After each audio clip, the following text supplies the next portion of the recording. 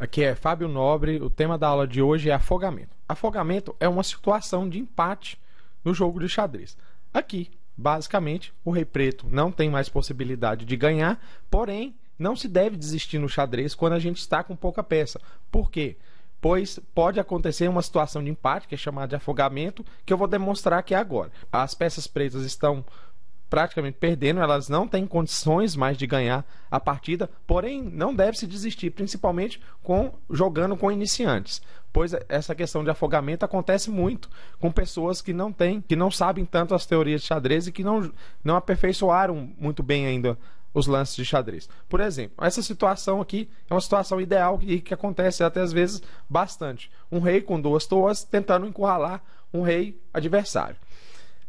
As possibilidades de captura basicamente são essas aqui. Caso a torre jogue na última fileira, existe um checkmate aqui, pois o rei não consegue sair dessa posição. Então a torre dá o cheque, o rei não consegue sair, é chamado de checkmate.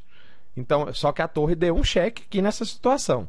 A torre está dando um cheque e é a vez das peças pretas jogarem e ela não consegue, e o rei preto não consegue fugir dessa situação. Checkmate, fim de jogo.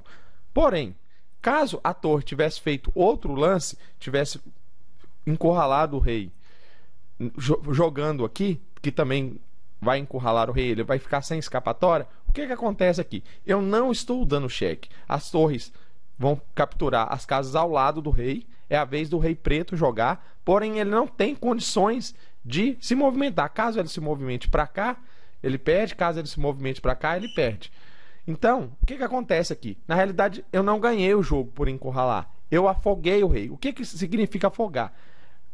Significa encurralar o rei ou imobilizar o rei sem dar o cheque. O que define a jogada de xadrez e ganhar o jogo de xadrez é o checkmate. Nesse momento aqui, eu não estou dando cheque. Isso que tem que ficar claro. Eu tenho que dar uma jogada chamada checkmate para que eu possa ganhar. Aqui eu não estou dando cheque. Em nenhum momento o rei está em cheque. Então eu encurralei o rei sem dar cheque e proporcionei o empate para as peças do adversário. Quer dizer, as pretas estão com o jogo perdido e eu, graças a algum erro, um erro de posicionamento, cedi o empate às peças pretas. Por isso é importante no começo nós não desistirmos das partidas, pois existe essa possibilidade de empate afogado pelas peças adversárias, ou até mesmo as peças pretas forçarem um afogamento.